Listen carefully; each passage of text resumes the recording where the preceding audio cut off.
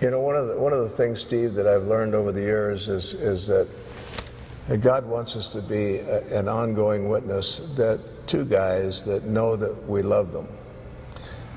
As you noticed, as we went to the stations and so forth today, I hugged a lot of guys.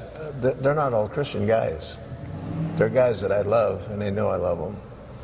And so I had a captain. He spent 52 years on the job. He was a very well-known captain, very aggressive. And when he retired, I gave him some stuff to read, and because he told me prior to that, he said, don't ever try to talk to me about this God stuff, right? Well, I've had a lot of guys tell me that, and sometimes 30 years later, then they'd give me a call and say, hey, I think I'm reaching out to you. I think I need God in my life.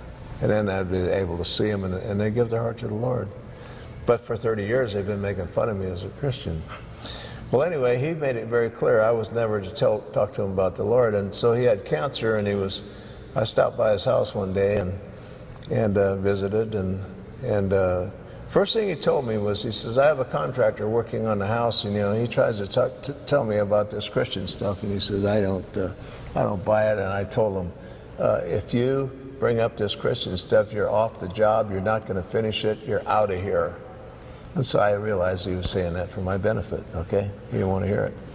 So when it came time to go, he was on a walker, and I said, may I pray for you? And, well, okay. So I just prayed for him, very generic prayer, that God would strengthen him, take the pain away, help his wife care for him, and so forth. And so I said goodbye. So it was a couple months later. It was on a Tuesday night. We got word that he was in the hospital with pneumonia on top of his cancer. And I got up early the next morning to go to a men's prayer meeting at 6 o'clock in the morning.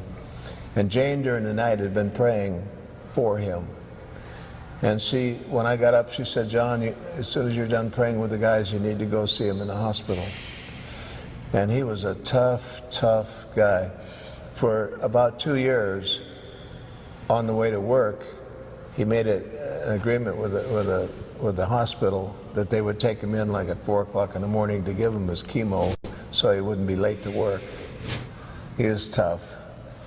And so I walked in that day to the hospital. He was sitting in a chair, and I realized when I saw him I'd never see him again after that day. And so my heart was broken. But he made it clear, don't talk to me about that, John. So he was weak, and I didn't want to take his time. And I said, Pete, I just want to come tell you that, the guys say hello, and man, they love you, and I love you, buddy. And we're praying for you. So it came time to leave. I only was with him 2 or 3 minutes because I didn't want to wear him out. It's time to go, and I got up and I said, well, Pete, do you mind if I pray for you again? He said, no, go ahead. So I prayed for him again, and then I leaned down, kissed him on his old forehead, and said, Pete, I'll see you, buddy.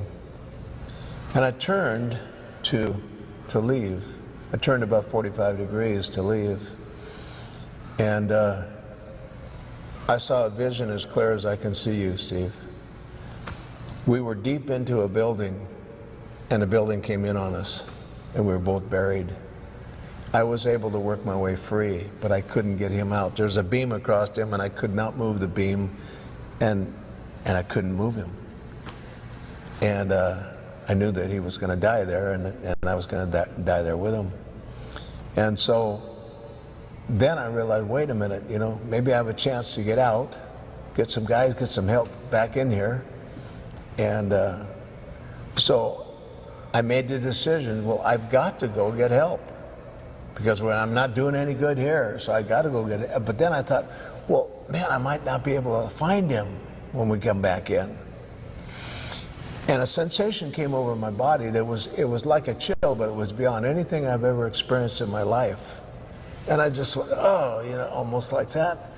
And the reason I got that feeling, because I was leaving my partner. And he might be dead by the time I got back. And then God spoke to my heart and said, John, that's exactly what you're doing right now. You're leaving him to die. Man, I didn't even know what to say.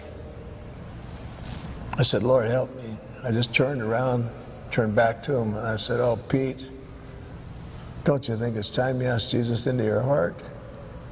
He said, yeah, it is, Johnny. And he prayed and asked Jesus into his heart. 3 days later, he was in the presence of the Lord. So that's the kind of stuff that we see. I've seen that happen so many times, not that same way, but guys are dying, got a few days to live. They give their heart to the Lord. That's what the ministry is all about.